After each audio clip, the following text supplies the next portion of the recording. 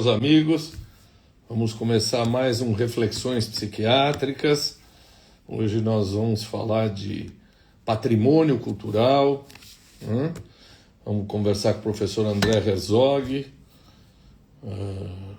Dia 25 de abril, é impossível não lembrar disso daqui. 25 essa semana, não? 28. Terra da fraternidade,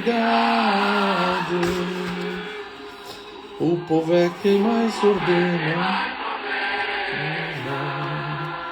Dentro de ti a cidade,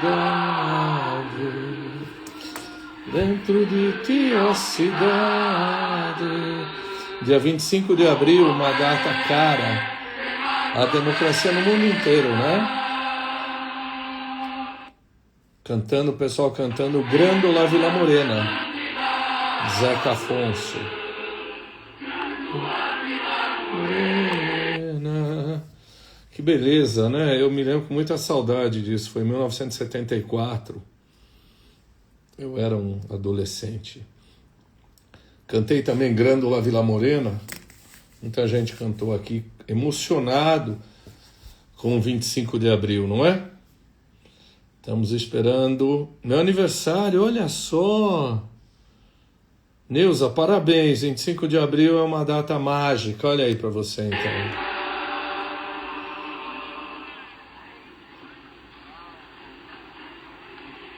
Grândola Vila Morena, terra da fraternidade, em cada igualdade. Grândola Vila Morena, terra da fraternidade.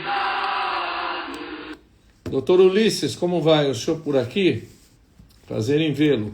Estamos esperando agora, eu acho que o André não entrou, né, André? Se você entrou, me dá um puxão de orelha aqui. Maria, como vai? André, você não entrou, né, André? Vamos ver se ele está me dando bronca aqui no WhatsApp. Acho que não, né? Acho que não estou merecedor hoje de bronca. Vamos ver aqui. André não entrou, vamos falar hoje. Cadê o André? Aguardando você, André. Aguardando.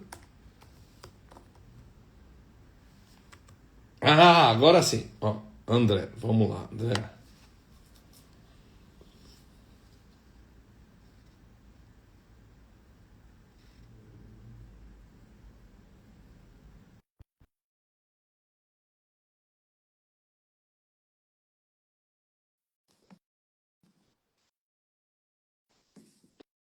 Olá, boa noite, Maria. Como vai? Grande artista. Opa, acho que o André entrou. É. Olá, doutor Tá. Chega de Dr. Tax, senão eu vou chamar você de professor André. Não, Vamos, vamos cortar essas. Vamos cortar todo esse rapapé, né? Vamos nos chamar de você, tá bom? vou tentar, mas é quase incontornável lhe chamar dessa forma afetuosa, doutor Tac. Você sabe que antes de você entrar, eu coloquei aqui Grândola Vila Morena, né? Que eu tenho certeza que também para você representa um hino de democracia, um hino de liberdade, não é? Eu estava aqui escutando e ouvindo as suas palavras acerca da Revolução dos Cravos, né? Foi E é uma... emocionante. Você é mais jovem do que eu, você não deve ter vivido. Viveu isso? Não, não. Eu sou de 67. Então, A minha você. lembrança dessa época de 74 é da Copa do Mundo na Alemanha. É a Ah, única lembrança que eu tenho desse ano. olha, nós vamos falar então. Primeiro, muito obrigado por você ter aceito o convite. Me perdoe, da outra vez tivemos que adiar por um problema familiar meu. Professor André Herzog é professor da Universidade Estadual do Ceará, mas você tem uma coisa muito longa de trabalhos prestados à universidade, de trabalhos prestados ao Brasil. Em 2006, você foi o responsável pelo reconhecimento do Geoparque Araripe como membro da rede global de geoparques da Unesco, não é isso? Isso, doutor Tá. Então, André, explica para nós aí que somos ignorantes. A gente vai falar hoje de geoparques, a gente vai falar de preservação de patrimônio, né? Natural. Explica para nós aí a tua carreira, aí, explica o teu percurso e o que que nós vamos falar. Por que que isso é interessante, é importante para a gente entender isso? Bom, antes de tudo, meu muito obrigado pelo convite para participar desse seu bate-papo, essa grande ágora digital que você estabeleceu a partir da sua residência e que eu sou um frequentador usual e admirador das suas palavras. Boa noite aos seus seguintes. É, eu sou natural do Rio de Janeiro e fui criado no interior do estado do Rio. Eu fiz o meu curso primário em Partidoférias, que é uma cidade da Serra Fluminense, e depois eu fui para a capital para fazer o ginásio, o ensino técnico, e aos 17 anos eu vim residir aqui em Fortaleza, no estado do Ceará. Daqui saí para fazer a pós-graduação em Campinas, da Unicamp, e em 94 eu fiz um concurso público, o primeiro concurso público para a Universidade Regional do Cariri, cuja sede fica na cidade de Crato, que é o extremo sul do estado do Ceará, fronteiriço com o estado de Pernambuco. É a região, digamos assim, centro-nordestina por excelência, equidistante das capitais do Nordeste. Tá? Assim que cheguei lá, eu me apaixonei pela região, que é uma região muito sui generis, não só no Brasil, mas em todo o mundo. Vamos tentar explicar isso. E eu me identifiquei muito com a universidade, porque era uma universidade jovem, por um lado, pequena, e uma universidade que tinha uma missão muito bem clara, muito bem estabelecida, que era ser um agente da promoção do desenvolvimento dessa região centro-nordestina, centrada nas três cidades maiores da região, que são Crato, Juazeiro do Norte, que é bastante conhecida nacionalmente, a capital da ferromeira do Nordeste do Brasil, a cidade fundada por Padre Cícero, né? E a cidade de Barbalha, que é uma cidade antiga, tradicional, a única cidade em que no pleito sobre a monarquia, república, a monarquia venceu no Brasil. Ah, é? Então, assim, mostra que é uma região antiga. No início do século XIX, ela tinha o dobro da população da capital de Fortaleza, essa região, ou seja, a colonização do estado do Ceará, diferentemente de Pernambuco, de outros estados do Nordeste, ela partiu do interior para o litoral. Sim, Então, sim. essa região assim muito especial e é pena que até mesmo as pessoas aqui das capitais do Nordeste não tenham muita oportunidade de ir até ela e conhecê-la. E quando eu ainda realizava meus estudos de pós-graduação em Campinas, na Unicamp, eu cedo percebi que a literatura especializada, sobretudo na área de paleontologia, tinha uma atenção muito especial a essa região. Assim, nós que somos do meio acadêmico, gostamos muito de folhear a Science, a Nature, as revistas especializadas, né? Então me chamou a atenção assim as frequentes capas dedicadas a fósseis da região do Araripe, como é conhecida a região mais ampla, o complexo sedimentar do Araripe, que é uma área de aproximadamente 10 mil quilômetros quadrados. Deixa eu Assim, para as só interromper para a gente ir pontuando. pessoas. Então, eh, nós vamos falar e a tua atuação acadêmica e a tua atuação junto à Unesco foi no Complexo do Araripe. O Complexo do Araripe é um complexo que pega Ceará, Pernambuco e Piauí. O que que é o Complexo do Araripe, André? O complexo sedimentar do Araripe é uma região que tem uma característica geomorfológica comum que transcende as fronteiras estaduais do Ceará, pegando um pouquinho do oeste pernambucano e um pouquinho do sul do Piauí. É um território, é um território com características não só geomorfológicas, naturais próprias, como com características culturais também. Por exemplo, vou dar um exemplo.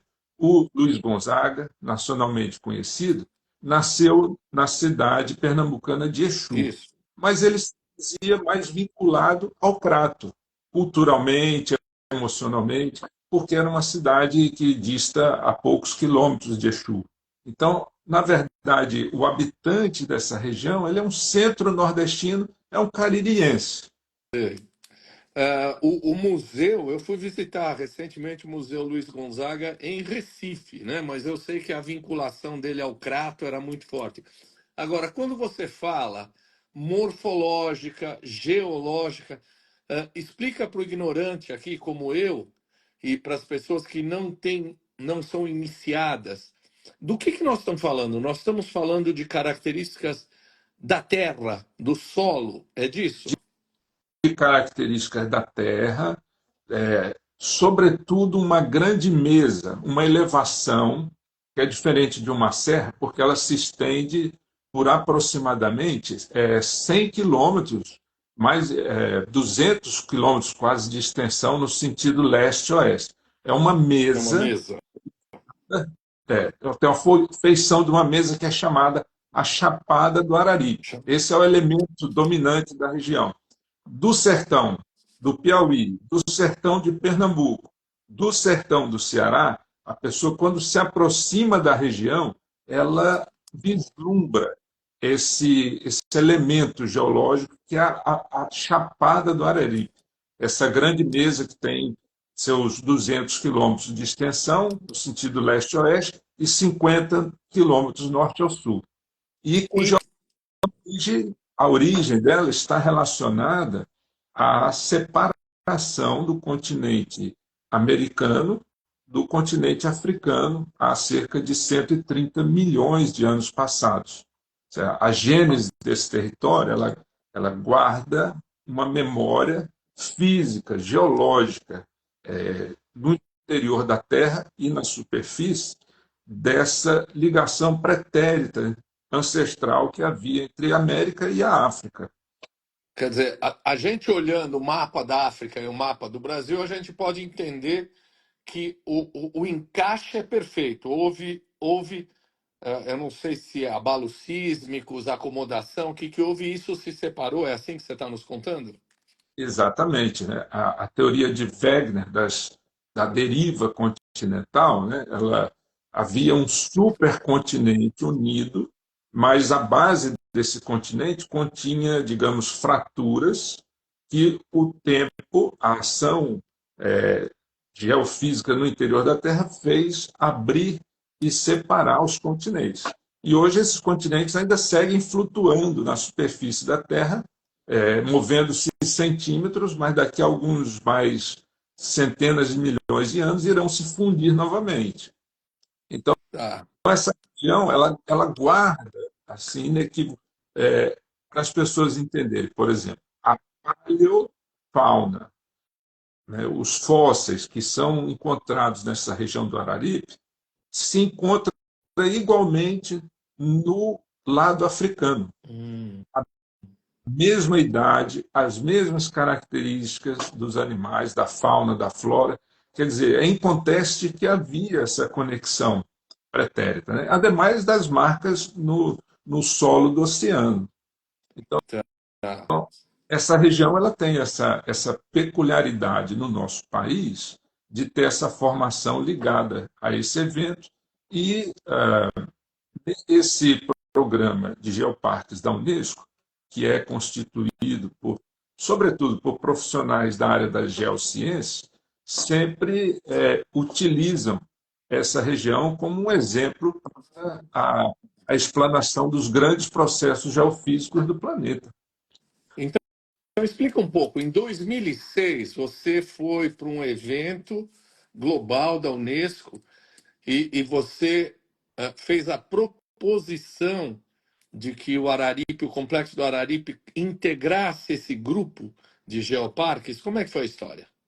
Exatamente. Foi essa foi a culminância de um processo que teve início no final do ano de 2004, quando o governo do estado do Ceará, através da Secretaria da Ciência e Tecnologia, nos apresentou um especialista alemão que estava aqui no Brasil trabalhando em cooperação com o Serviço de Intercâmbio Acadêmico Alemão, o DAD, e esse especialista, que já conhecia a região, já tinha feito um documentário uma década antes sobre a região, ele nos convidou para fazer uma viagem de conhecimento das iniciativas na Europa, na Alemanha, e nessa ocasião nós conhecemos um dos mentores internacionais desse programa, que era um diretor de um museu em Frankfurt, o Dr. Fritz Steiner.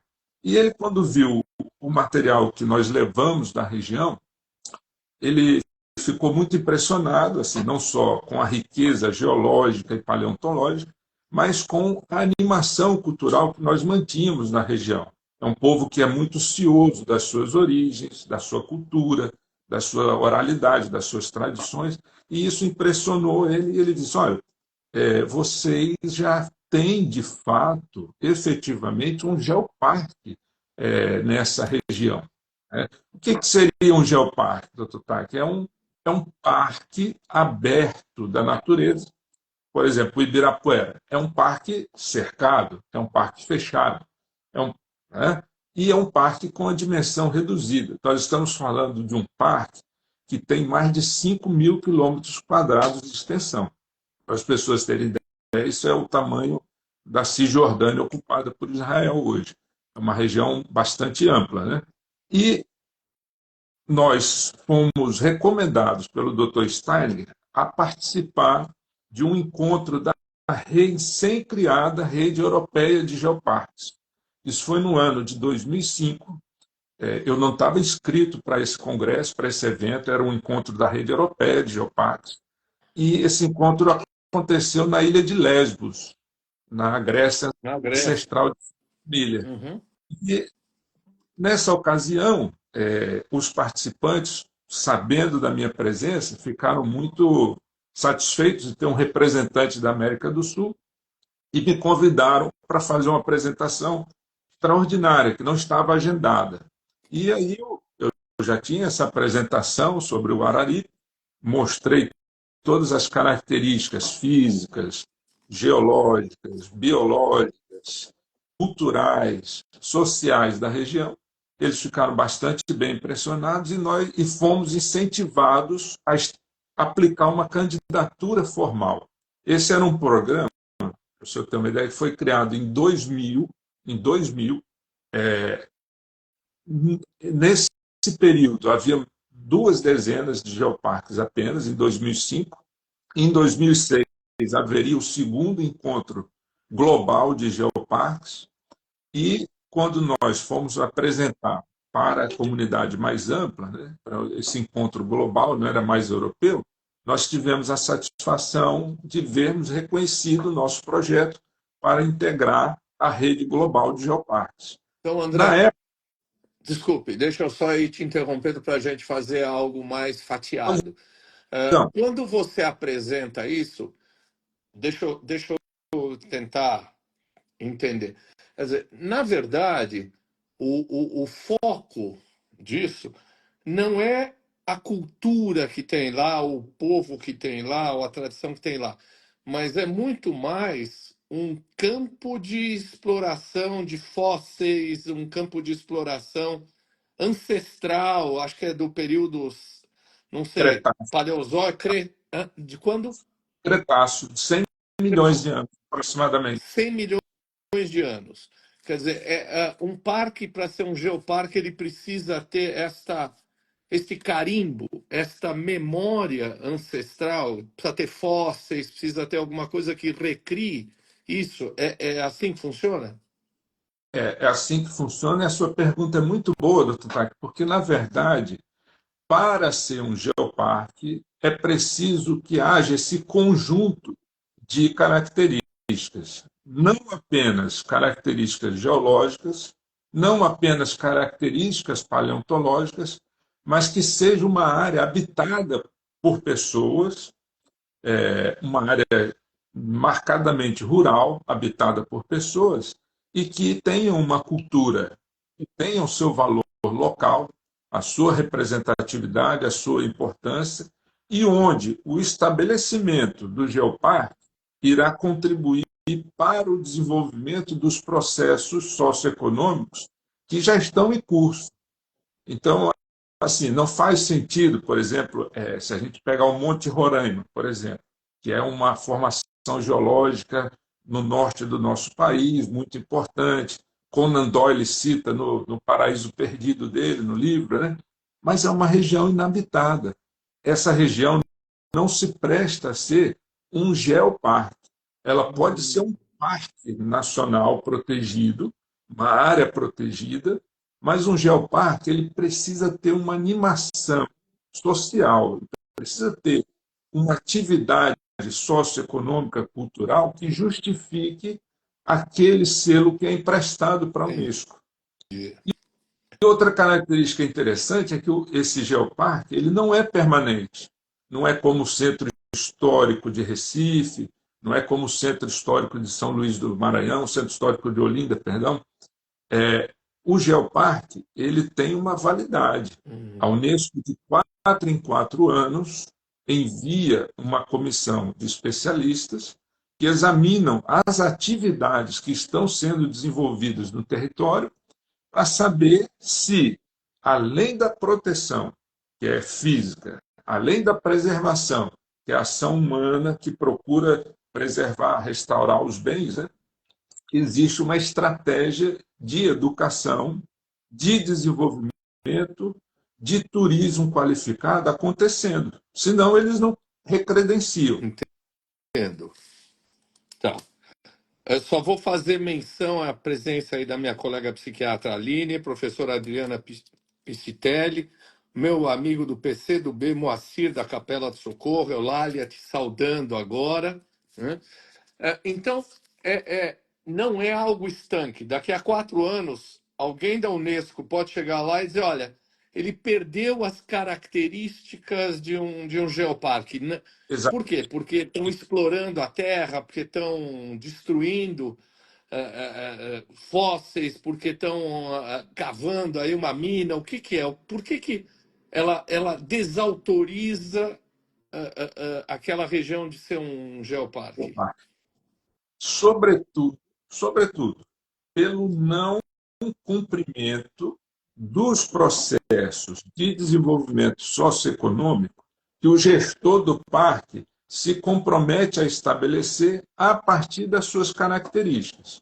É muito difícil, né, assim, que uma atividade econômica venha a danificar em larga escala todo um território que é de milhares de quilômetros quadrados, né? Mas, se não houver educação da juventude, educação científica, ecológica, se não houver, por exemplo, o estímulo à artesania, eu vou lhe mostrar aqui um exemplo. Ah, bacana. Esse é um fóssil, É um peixe?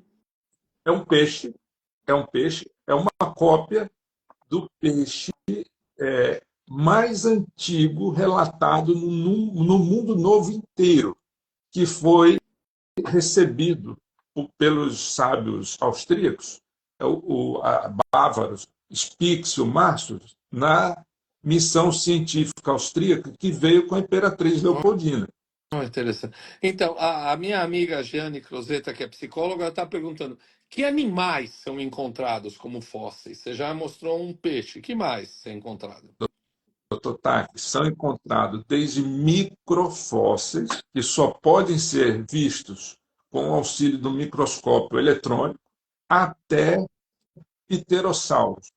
Toda a fauna do período está muito bem representada na formação Crato, na formação Santana. Nós encontramos de pequenos anfíbios, insetos, insetos, plantas. As plantas com flores mais antigas que se tem registro no mundo são na região do Araripe e na província de Liaoning, na China. Recentemente, essa semana agora, saiu um artigo na Folha de São Paulo dando conta de que nós havíamos relatado a formiga mais antiga do mundo, aproximadamente 130 milhões de anos. Os fósseis do Araripe, eles são mundialmente conhecidos. Talvez a doutora se impressione. Esse é um livro dos anos San- Santana Fósseis. Santana Fossils. Aham. Esse é um livro que foi escrito por um pesquisador do American Museum, em Nova York, relatando toda a diversidade de organismos que são verificados na forma de fósseis na região. Mas tem muitos outros livros mais recentes, e o que impressiona no Araripe é, além dessa diversidade, por exemplo, mais de cerca de 2/3 dos pterossauros do mundo são registrados lá, do mundo. E pterossauros que contribuíram para a compreensão de que eles não eram animais apenas de sangue frio, de répteis, que escalavam e se arremetiam como um planador, mas que eles tinham voo autômato. Por quê? Descobriram um sistema de refrigeração do sangue, um crânio com uma vistosa estrutura acima do crânio que era utilizada para refrigerar o sangue aquecido durante o voo. Quer dizer, isso é um forte indicativo de que era um animal de sangue quente que tinha voo autômato. Então, ali tem répteis, cobras com patas, as primeiras interações inseto-planta, que são a estratégia hoje, né, para a reprodução da biodiversidade das plantas. É uma diversidade incrível, uma preservação excepcional. Eu vou lhe mostrar aqui um fóssil real. Esse agora não é mais esse é um fóssil real de um peixe, aproximadamente 120 milhões de anos. E o senhor pode, foi feito aí em Campinas, no Centro Nacional de Pesquisas de Energia, foi feita a caracterização de um peixe da região, mostrando os detalhes da anatomia do coração com 5 válvulas preservadas. Olha só. Por que foi feito em Campinas? Por causa do raio-x potente que o aparelho, o acelerador de síncrotrons em Campinas, de luz síncrotron, permite, né, fazer uma análise sem danificar o fósforo.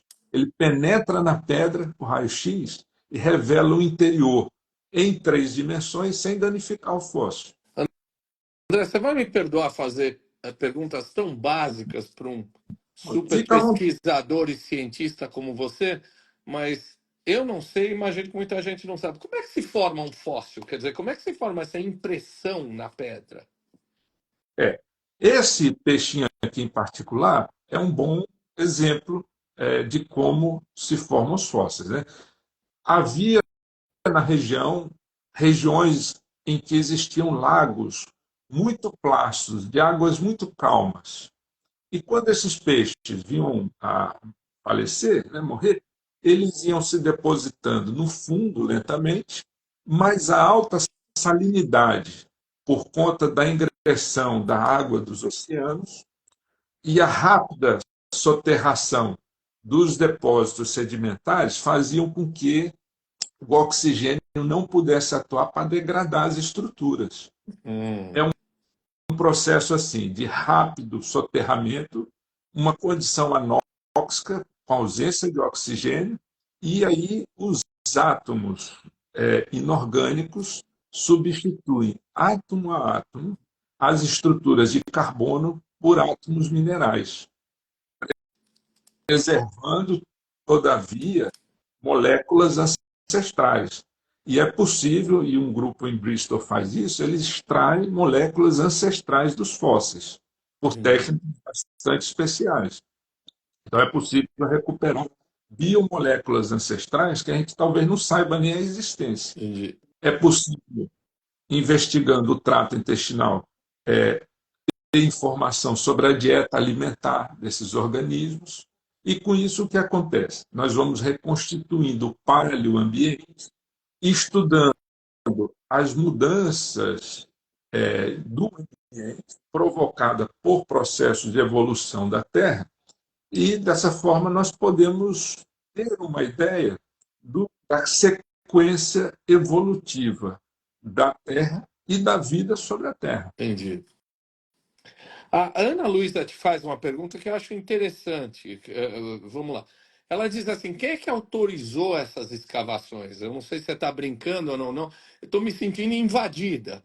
Quer dizer, quem é que autoriza isso? Olha, um grupo alemão de pesquisadores foi lá e achou. Obviamente, esses fósseis não estão a céu aberto. Você vai ter que, sei lá, se tem cavernas, se vai ter que. Como é que é isso? Quem é que autoriza essas escavações e como isso é feito de maneira ordenada?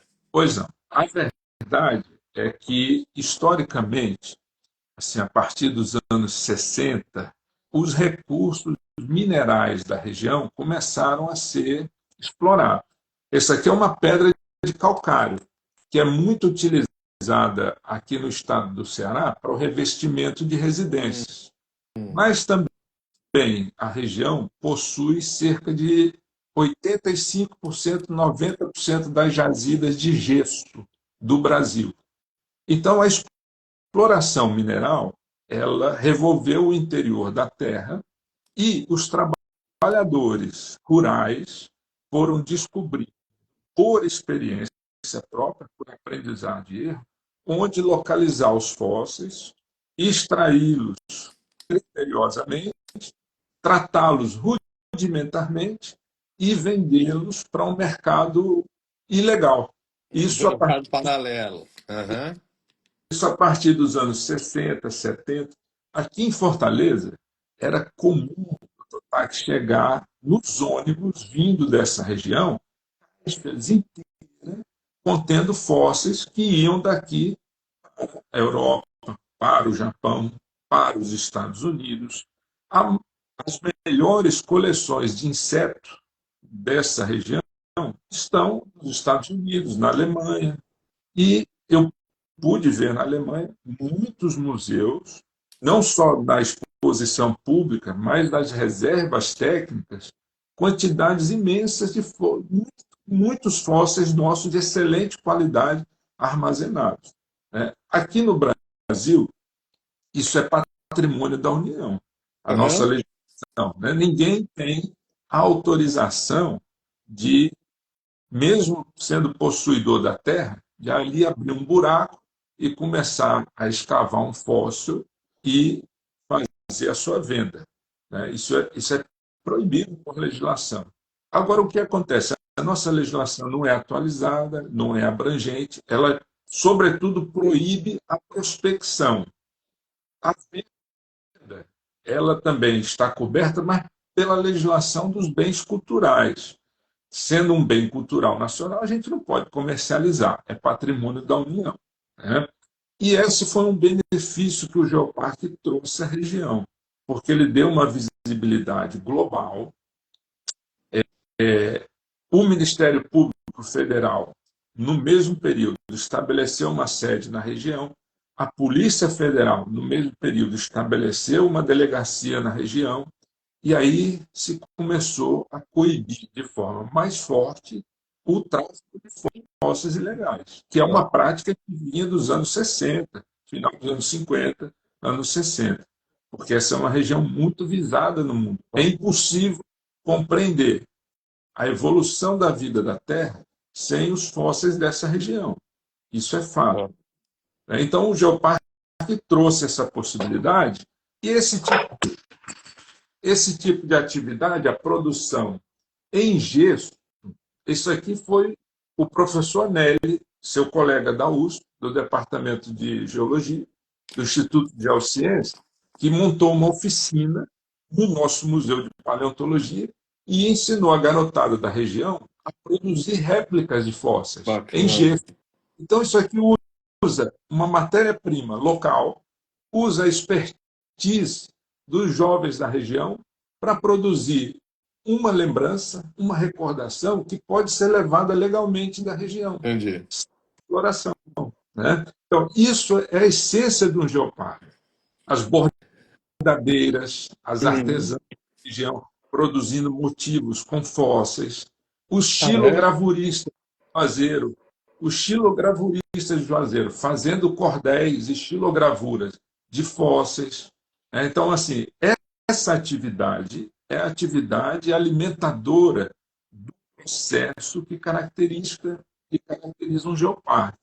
E isso que é diferente de outras iniciativas de proteção do patrimônio natural, Entendi. porque outras iniciativas não envolvem tanto a pessoa, as comunidades, como protagonistas. Entendi. A Ana Luísa, que lhe fez essa pergunta, está dizendo é porque ela é de Fortaleza, é por isso que a sua conterrânea aí. Agora, é, você vai para o Japão, você vai para algum outro lugar lá e você, de repente, fica abismado, porque tem um monte de fósseis que foram retirados aqui do Brasil. Eu vou fazer um registro histórico. Lá atrás, a ministra da Cultura da Grécia, Melina Mercury, e houve um momento onde solicitou-se ao British Museum, ao Louvre, etc. Ó, devolve as nossas cariátides. Devolve aqui aquilo que vocês levaram, né? Lord, o que vocês levaram, devolve aqui para a gente. Existe um tratado internacional, existe algo que você possa dizer, olha, isso foi retirado daqui ilegalmente, o Brasil solicita o retorno disso, ou isso não existe? Existe a Convenção Mundial de Salvaguarda do Patrimônio, em que os países signatários da ONU se comprometem com a proteção global do patrimônio, né? Que é um bom começo, é um bom marco global. Né? Então, recentemente, houve uma iniciativa de uma paleontóloga aqui do estado vizinho do Rio Grande do Norte, quando ela viu publicado um artigo numa boa revista especializada do fóssil de um dinossauro da região do Araripe, ela lamentou que fosse um grupo britânico, já notável por descrever fósseis da região levados ilegalmente, mas agora, na época das redes sociais, ela publicou o seu lamento e acabou levantando uma campanha que ganhou corpo mundial. E esse fóssil que estava depositado na Alemanha acabou sendo repatriado para Santana do Cariri, onde é a cidade que cedia o nosso Museu de Paleontologia. Né? E a França, depois, seguindo esse exemplo, repatriou dezenas de fósseis. Então, essa decolonização do patrimônio cultural, material das nações está em curso e o Geoparque é uma iniciativa da Unesco que vitamina essa iniciativa, ao reconhecer que esse patrimônio é importante para o desenvolvimento e para a educação das comunidades locais. Então, assim, é uma coisa que os britânicos, por exemplo, eles dizem, os pesquisadores, né? O Reino Unido ainda é um império e o Brasil tem que se haver com essa É, realidade. o Eles, Império. é, exatamente com essas palavras. O Reino Unido ainda é um império. Então, eles precisam, o Brasil precisa se haver com o Reino Unido para conseguir a repatriação. Mas outros países, por exemplo, como a França, têm se mostrado muito cooperativos em nos socorrer com a repatriação de fósseis. Bom, Essa o Império Britânico não existe desde o fim da Segunda Guerra Mundial, não é verdade? Agora, me diz uma coisa: é interessante uma revista internacional científica ter publicado isso, porque ela poderia objetar ter recebido esse artigo dizendo: olha, vocês conseguiram esse material de forma ilegal, então não pode ser publicado. Ainda bem que ela publicou e deu a pista de onde estava, não é? acredita que ela se retratou, a Se revista retratou. retirou o artigo da publicação. Ela se retratou. Hoje, se nós tentarmos acessar o artigo original, ele não está mais Olha disponível só. no site da revista. Então, isso é uma coisa boa. Né? Nos anos 70, a Nature, a gente vê, nos anos 80, a publicação de descrição de novas espécies, né, utilizando nossos fósseis, sem nenhum questionamento da forma como eles foram obtidos. Por exemplo, a tartaruga mais antiga, a tartaruga marinha mais antiga do mundo foi extraída da região do Araripe e foi descrita por um japonês, Hirayama, na Nature, né? E isso o senhor sabe o peso que tem, né? Claro. E lá está dito que ela procede dessa localidade, mas não fala nada de como esse fóssil foi parar no Perfeito. Japão. Olha Né? só, o Samuel nos diz o seguinte: um ponto ao debate. É importante ressaltarmos a importância dos geoparques na participação da agricultura familiar nas comunidades inseridas. Região de Caçapava do Sul é pioneira esse ponto. Eu não sei. É isso mesmo, não é, É assim, André? o geoparque, ele é muito assim, como as pessoas que são muito envolvidas na sua criação gostam de dizer, é um território experimental e do século XXI, uma concepção holística que incorpora não só os elementos o geo de geoparque não é de geologia, é de terra, Certo. terra, né? Então, toda iniciativa, por exemplo, eu vi um geoparque na Alemanha, Bergstraße Odenwald, que é considerada a Toscana alemã.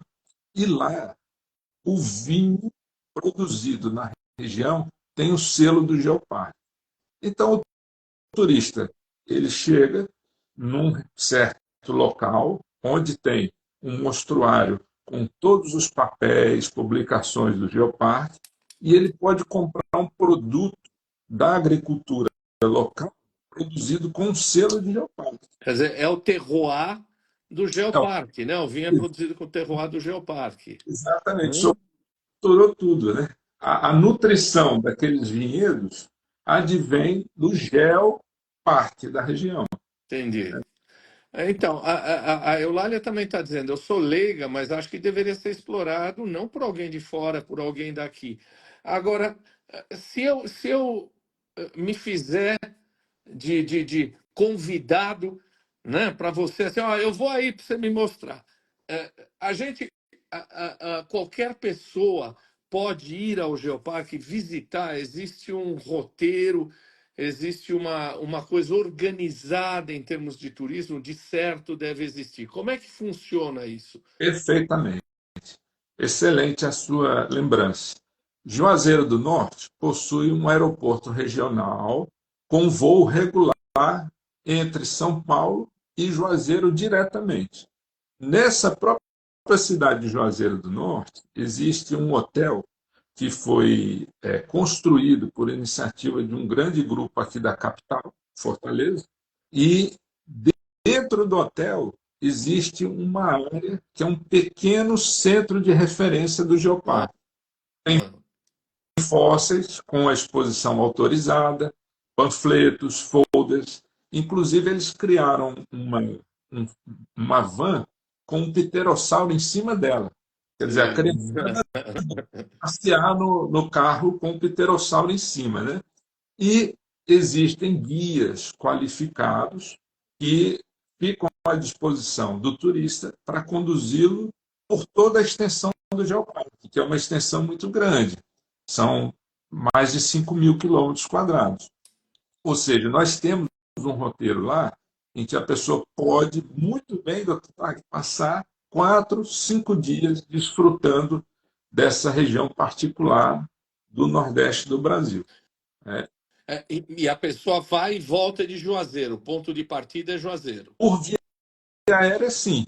Por via terrestre, a pessoa pode se deslocar de Recife, de João Pessoa, de Fortaleza, de Natal. O acesso também é fácil. São boas estradas, ela pode ir de carro. Se ele reside em Recife, se reside em João Pessoa, em Natal, Fortaleza, é uma viagem de 6 horas, 7 horas, sem correr muito, por uma estrada boa. E lá existe toda uma rede de hotéis Isso, tá, pousados para receber o turista. E hoje eles utilizam o selo da Unesco. tá. É interessante assim que tanto o turista nacional, o turista internacional, ele vê com outro olho uma região que é reconhecida internacionalmente. Só aqui existe um processo em desenvolvimento, um processo acontecendo, e a pessoa ela fica compelida a melhor se relacionar com a região, de forma menos predadora. Isso, exato. Quer dizer, a pessoa não pode entrar pelo geoparque ali a bel prazer, quer dizer, ela tem que fazer um circuito que está pré-determinado, é isso? É o que nós chamamos de geossítios, e que foi algo assim que diferenciou o nosso parque em todo o mundo na época da sua criação. Pensemos assim num território como um plano, né? Um mapa. É plano, tem duas dimensões, mas existe o relevo da região. E nessa extensão, em um lugar e outro, aflora, aflora características geológicas diferentes. Então, esses afloramentos de diferentes períodos geológicos, nós criamos os chamados geossítios, que são locais de visitação estabelecidos com toda uma sinalização, com trilhas, com a possibilidade do guia poder dar uma aula de campo ali in situ, naquele local. Tem uma infraestrutura para receber o visitante, não só o turista do exterior, mas, sobretudo, as escolas da região que vão em ônibus de excursão. Tá. Nós E essa é uma criamos forma de oferecer, viu, Ana Luísa? Essa é uma forma de oferecer um sustento, isso é uma forma de oferecer uma uma entrada financeira para as populações. Quer dizer, isso obviamente reverte em benefício, né? de benefício da população, assim, porque cria-se toda uma cadeia, desde o artesão, o produtor rural, até o hotel, que pode se beneficiar da presença desse selo do Geoparque, né? Então, digamos assim, o nosso projeto original de concepção, cada extrato do período significativo da região, nós criarmos um geossítio com uma infraestrutura de placas, com uma sinalização, com trilhas, né? Foi muito bem-vindo, bem visto pela Unesco. Joia. E isso nós recebemos, assim, num tempo muito curto, o reconhecimento e passamos a ser o primeiro geoparque de todo o hemisfério sul e o primeiro de todo o continente americano. Nós passamos a ser uma referência que irradiou para outras regiões do Brasil. Logo no sertão do Rio Grande do Norte foi criado um outro geoparque. No sul do país, Santa Catarina, no Rio Grande do Sul, se criaram outros geoparques. Agora, recentemente, em Uberaba, Minas Gerais, criou-se um novo geoparque. São 6 geoparques agora no Brasil. Temos outros no Uruguai, no Chile, no Peru, no Equador. Criou-se uma rede ibero-americana de geoparques. Sensacional, André, você divulgando isso. A Vera está dizendo o seguinte: conhecer a Serra da Capivara perde turistas por falta de acesso através do aeroporto. Saber que o Geoparque tem essa facilidade anima muito a visitá-lo. É isso mesmo, né? É isso mesmo. É uma pena que o acesso ao excepcional sítio da Niede Guidon, lá na Serra da Capivara, seja difícil, né? E ela faz um trabalho lá que é espetacular, é um patrimônio da humanidade, aquela região. Sempre foi uma inspiração para as nossas atividades no Araripe. Agora, nós temos essa vantagem territorial em relação a eles. E foi bom o senhor falar isso, porque assim, a Unesco ela não tem. O Geoparque é o programa mais recente da Unesco de proteção, reconhecido como programa oficial da Unesco, são 10 anos. É de 2015. Esse ano nós estamos fazendo 10 anos de reconhecimento da rede global de geoparques como um programa oficial da Unesco. Antes, o que nós tínhamos? O programa de reservas da biosfera, que aí em São Paulo, no entorno da capital, existe a rede de reservas de parques que constituem a reserva da biosfera, do cinturão verde em torno de São Paulo, e existe o programa de patrimônios da humanidade que possui uma maior visibilidade, né? Porque é Ouro Preto, Congonhas, Rio de Janeiro, são programas mais tradicionais. Agora, o Geoparque ele vem exatamente para socorrer essas áreas marcadamente rurais e que apresentam esse conjunto de características assim, que são muito importantes. E um fator é muito especial do Tutac, é a questão do tempo. O Geoparque, Ah, né, o Geo, Terra, ele oferece uma janela de imersão na quarta dimensão da natureza, que é o tempo. Lá no Araripe, a pessoa regride há 600 milhões de anos, na colina do Horto do Padre Cícero, os granitos ali que suportam a estada do Padre Cícero, tem 600 milhões de anos, é mais ou menos a idade do Pão de Açúcar no Rio de Janeiro. Nós temos uma formação siluro-devoniana que é cerca de 250 milhões de anos, mas o forte nosso no Araripe, que são os fósseis, são 130 milhões de anos. Então, quando a pessoa caminha pelo campo, ela tem esse contato com essa janela do tempo, ela flui a natureza e se transporta para o que teria sido a Terra naquela época. E aí, sensacional. Tá. e aí o que é interessante? É o presente, porque ela vê a Floresta Nacional do Araripe, ela vê a biodiversidade presente, a linda fauna, flora da região, e aí ela pensa assim: puxa vida, esse pedacinho da Terra aqui evoluiu por centenas de milhões de anos, e seria uma responsabilidade muito grande nossa se a gente ignorasse esse patrimônio e o tratasse como qualquer terra e explorasse pela mineração, pela agricultura, destruindo essa herança, essa memória da terra. Uhum. Uma lástima. Então a pessoa ela consegue a um só tempo viajar ao passado, há centenas de milhões de anos, refletir sobre o presente, a delicadeza da vida no presente e consegue projetar o futuro, no sentido de que, olha, se eu não fizer nada, se eu não contribuir para a preservação, o que será do futuro da gente, da humanidade? Né? Então, assim, o geoparque é o homem na natureza e o homem entendendo assim que a natureza não depende da nossa ação. Na verdade, nós é que dependemos da natureza para nos alimentarmos, para vestirmos, para morarmos. Todos esses materiais que a gente come, veste e vive sobre vêm da natureza. Se o homem não cuida disso, não há futuro coletivo para nós. Ah, E aí o Geoparque é um programa global e hoje são 229 geoparques no mundo. Nós estamos em 2025, o programa tem 25 anos, são 229 geoparques no mundo, em 50 países, nos 5 continentes, e nós tivemos a sorte de nos encaixarmos em 2006 no âmbito desse programa e sermos uma referência no nosso país e para o mundo. E para o mundo, né? Então, isso é muito interessante, que é a nossa contribuição às grandes questões hoje que estão postas das mudanças climáticas, né, da preservação da vida no planeta. É um território experimental de grande valor nesse sentido.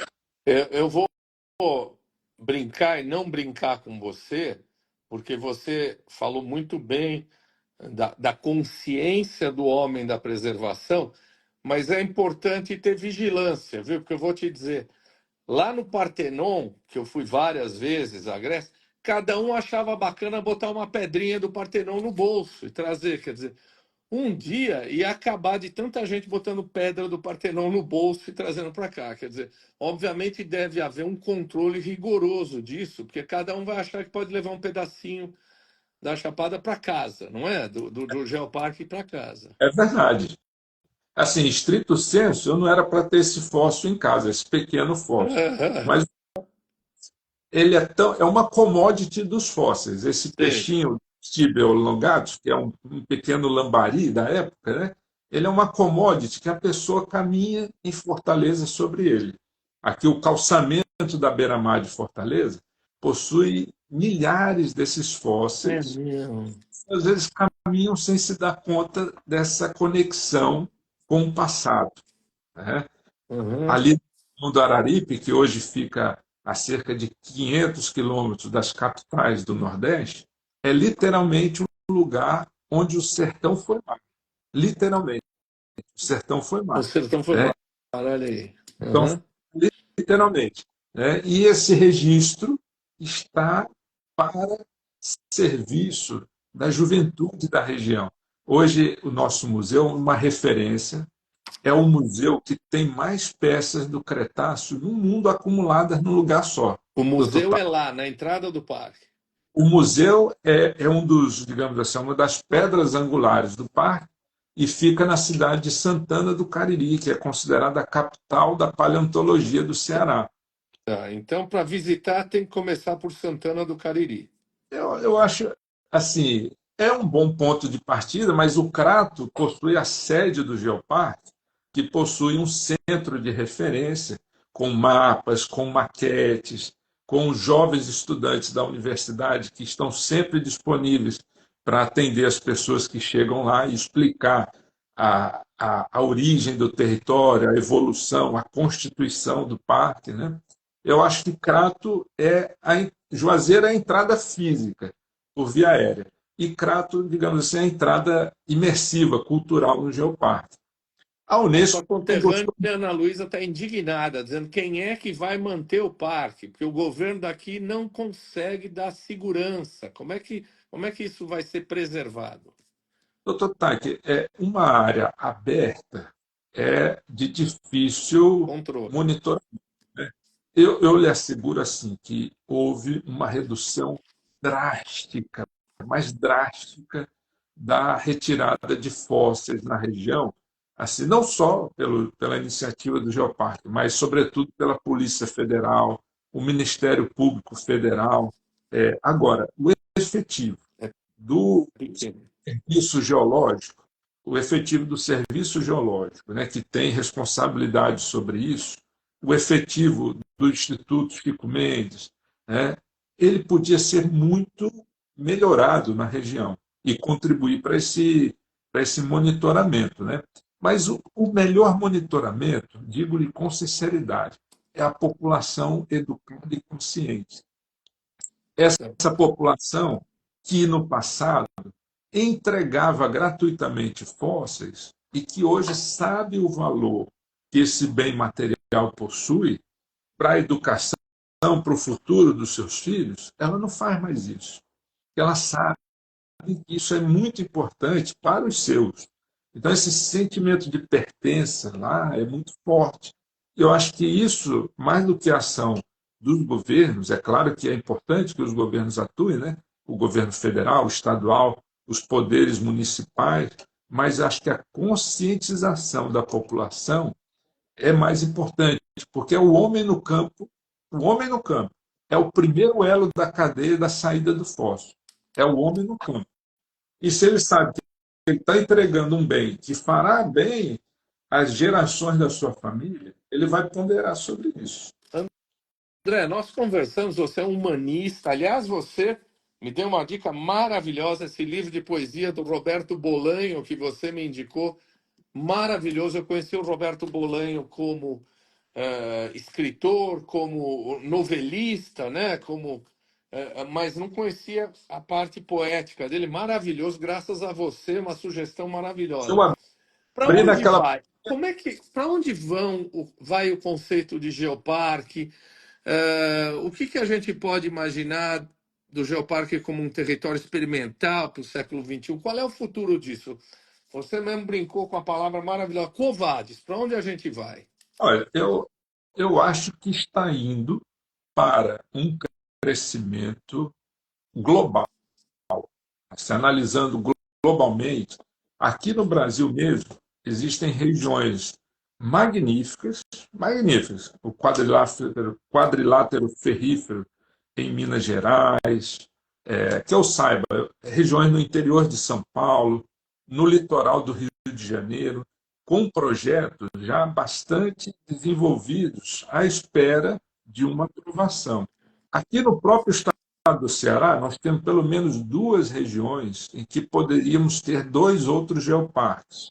Então, eu vejo assim, a tendência do crescimento, a Unesco aceitar geoparques como programas no mesmo nível de estatura de patrimônios da humanidade, reservas da biosfera. Isso foi um impulso muito grande e hoje são 229 parques no mundo, geoparques no mundo. Então, eu vejo assim, uma perspectiva muito boa. Eu vi uma estatística de metileno em Lesbos, de que a população da cidade hoteleira teve um crescimento assim, da ordem de 3 vezes. Hum. Antigamente, as pessoas aportavam nos cruzeiros e passavam apenas o dia na ilha. O museu de paleontologia de Lesbos fica no outro extremo da ilha. Então, o ideal é a pessoa despender pelo menos uma noite em Lesbos. E aí ela ganha muito com isso. Ela ganha muito. E a cidade também ganha muito. A ilha ganha muito com essa permanência, Perfeito. né? E a pessoa vai fruir a natureza, ela vai fazer essa imersão no passado. Eu fiquei muito, doutor Taki, assim, comovido. Eu vou até lhe mostrar aqui esse livro, que a nossa história tenha começado por lá. A floresta petrificada da ilha de Lesbos. Olha só. Né? Por que a nossa história começou lá? Porque em 2005 nós fizemos essa apresentação na rede mundial de geoparques, na rede europeia de geoparques, né? E depois eu fiquei me dando conta de algo extraordinário. Aristóteles inventou a ciência praticamente em Lesbos. Exilou. Você está falando grego, hein? Porque ninguém fala Aristóteles. Só nós gregos falamos. Todo mundo fala Aristóteles. Aristoteles, você falou, olha, é um grego. Eu gosto muito da cultura grega, né? E para mim assim foi uma viagem extraordinária, porque eu vendo aquela baía de metileno e pensando, Aristóteles aqui começou a classificar a natureza, o que era vivo do que não era vivo, o vivo entre animais e plantas, né? Isso é a criação da ciência. Exato. O Geoparque do Araripe, que é assim, um geoparque da natureza, da Terra, né? Começou a surgir na ilha de Lesbos, onde a ciência foi criada. Para mim é uma coisa muito especial que eu guardo com muito carinho até hoje. E E, utilizo. André, os geoparques são um não, uma oposição ao que está acontecendo no mundo nesse momento, não é verdade? Quer dizer, a exploração da natureza como se a natureza fosse eterna, o neoliberalismo levado às últimas consequências, quer dizer, o governo dos Estados Unidos tirando o dinheiro da Unesco, quer dizer, cortando verbos, quer dizer, os geoparques são a piece of resistance uma peça de resistência contra isso que está acontecendo agora, não é isso? Perfeitamente. Eles nasceram com essa característica, né, de olhar diferencialmente para o humano vivente em áreas, em áreas rurais, né, que assim com essa crescente urbanização do mundo, nós fomos dando as costas para as áreas rurais, das quais nós dependemos muito para viver, né?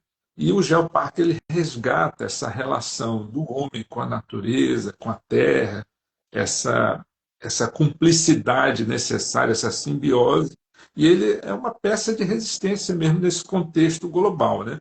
E felizmente nós temos assim, eu acho que cerca de 50 geoparques que são da China. Eles são assim pioneiros. Quando a rede global foi criada, tinham 22 geoparques, eles já tinham uma dezena de geoparques, os chineses. É engraçado que a gente pensa sempre que a China polui muito, né? Que a China faz muita coisa agressora ao meio ambiente. São facetas distintas. Eles também têm uma relação muito interessante com a natureza, com o patrimônio ancestral deles, cultural, Sim. e eles são partícipes desse processo. A Grécia é fantástica, se eu não me engano, tem uns 5 geoparques na Grécia. E todos eles com características distintas. Acho que a pessoa pode passar uma temporada de férias na Grécia percorrendo os geoparques em distintas regiões.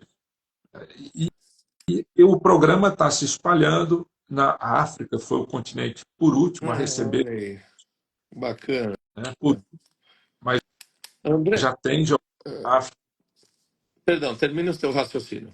Assim, é sobre a sua pergunta, né? Eu acho que o programa está evoluindo e está crescendo mais que os outros programas da Unesco, e ele se situa assim contemporaneamente de uma forma privilegiada para representar essa bandeira de resistência contra essa essa tendência massacradora do homem e da natureza. Perfeito.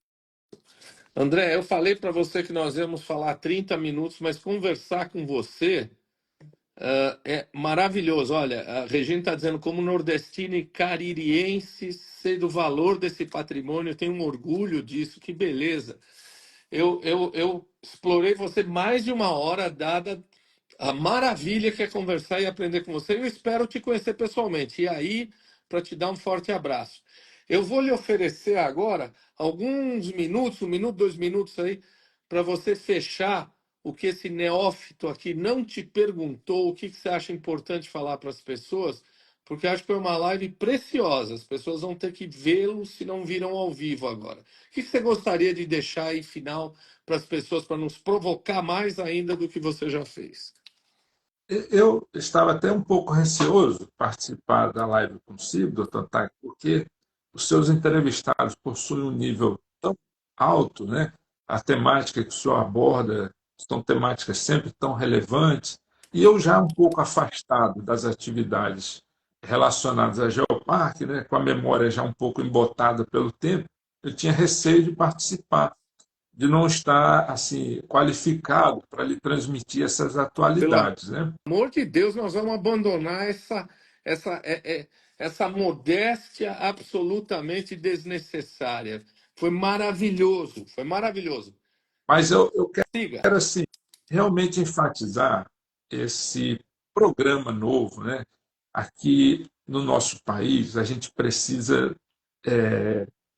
nos voltar como povo, como nação, para a educação, a ciência, para o ambiente, para as coisas que são próprias nossas. Termos esse orgulho de pertencer a essa terra, esse lugar, esse amálgama. Eu tenho certeza que quando o senhor vai para a Grécia, o senhor tem uma parte do coração lá, mas o senhor sempre também tem o coração aqui e pensa que da diversidade nossa de povo, né, de país. Então, os geoparques estão se espalhando pelo Brasil. É um projeto, é um território experimental do século XXI. As universidades, as instituições de cultura, dos diferentes níveis governamentais deviam ter consciência da existência desse programa, estimular esse programa, que é barato. Lá na URCA, na Universidade Regional do Cariri, onde, o senhor veja, uma universidade modesta, pública, do interior do estado do Ceará, conseguiu organizar um geoparque que foi o pioneiro da América e do Hemisfério Sul. Maravilhoso. Mas qual é, se o senhor me perguntar, qual é o seu maior orgulho? Eu vou lhe dizer. Nós criamos um salão na universidade, que era um local já público, uma espécie de ágora na nossa universidade, onde fazíamos as sessões dos sindicatos, debates, campanhas. Né? E esse salão, eu pensei assim, eu vou trazer os fósseis na forma nativa, nas placas cortadas, e vou decorar esse salão todo com fósseis. Porque aqui é uma universidade pública, é uma instituição pública, e eu não estou fazendo nenhuma dilapidação do patrimônio, eu estou divulgando. Uhum. Né? E assim eu fiz. E ao longo dos anos, eu passava por lá e via os estudantes da própria região que não conheciam conheciam os fósseis da região, olhando o fóssil da região. Quer dizer, para mim, como professor, como cidadão, permitir que a pessoa possa conhecer as suas origens mais profundas, se acercar desse seu patrimônio, da sua herança, da herança da terra, e utilizar isso para o seu crescimento individual e coletivo, para mim é a coisa mais preciosa de tudo, de tudo. E felizmente assim, um selo da Unesco, ele abala as autoridades, né? Eu me recordo que na época que o parque foi criado, nós ganhamos a mídia aqui do Estado.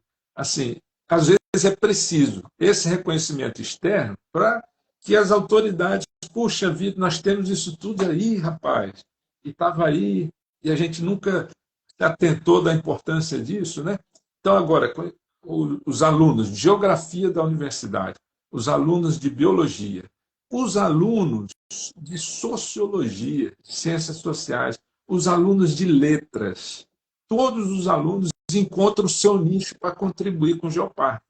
Na xilogravura, nas expressões populares, não só o de biologia e geologia, mas os outros estudantes. Os estudantes de direito fazem trabalhos sobre direito ambiental. Perfeito. Os estudantes de enfermagem assistem às populações locais debaixo de uma tenda do Geoparque. O romeiro que vai à estátua do Padre Cícero vê uma placa contando a origem daquele horto, que era um local que o Padre Cícero escolheu pessoalmente para residir, para ver a cidade de Juazeiro, daquela posição privilegiada.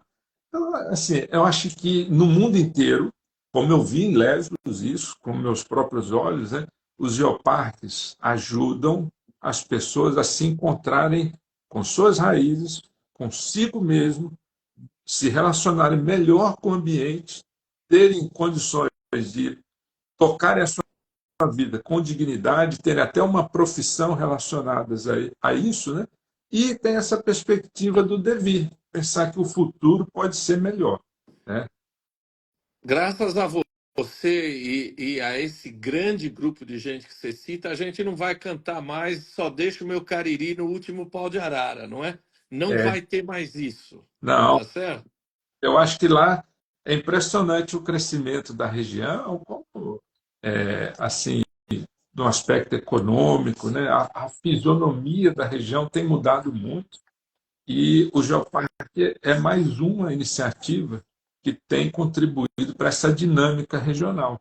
Eu queria aproveitar esse tempinho que o Claro. senhor me deu para dizer aos seus qualificados ouvintes que, se quiserem saber mais, eu tenho um livrinho na versão em inglês e português que pode ser baixado gratuitamente no meu endereço na academia.edu e na Peraí, ResearchGate.net. vamos Nesses... repetir. Academia.edu de educação, né?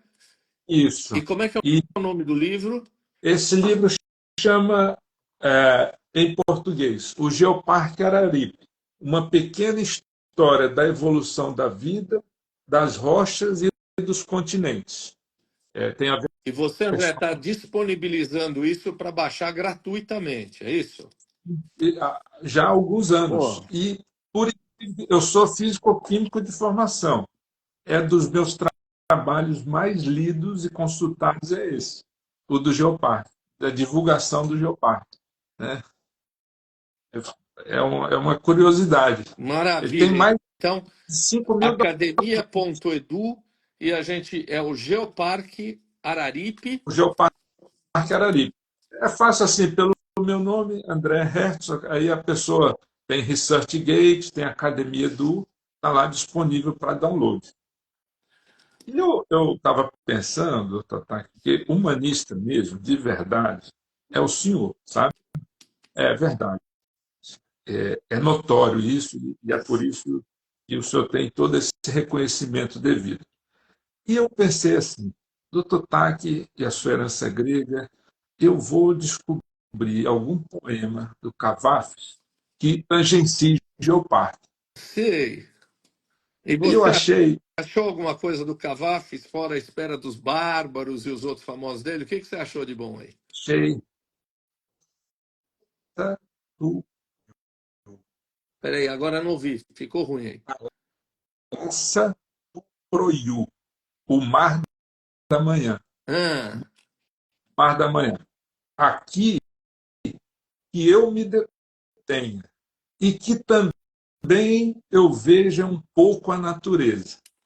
Mar da manhã e céu sem nuvens, luminoso azul turquesa, praias amarelas, tudo a luz se embeleza, a grande luz que alumbra.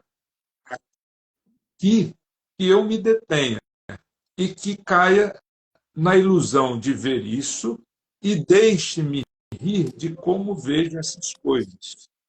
Vi de verdade por um instante quando primeiro me detive.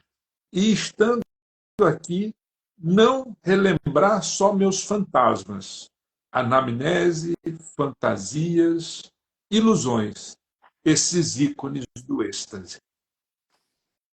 É um poema extraordinário que eu vi duas traduções em português, tentei algumas no chat GPT para compreendê-lo melhor, né?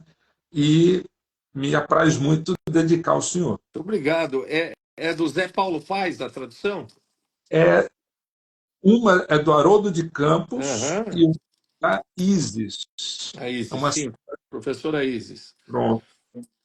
E aí eu coloquei também no chat GPT e fiz uma assemblagem aqui para levar mais para o lado da fruição da natureza. Né? Aqui que eu me detenho. Eu pensei assim, é um indivíduo imerso na natureza, apreciando a natureza. Aqui que eu me detenho. Né? E, estando aqui, não relembrar só meus fantasmas. André, eu estarei dando aula em Fortaleza, num congresso chamado Brain, em junho. E eu faço questão, se você estiver aí, eu vou convidá-lo para a gente jantar e bater papo e eu aproveitar mais ainda desse seu humanismo e dessa sua cultura.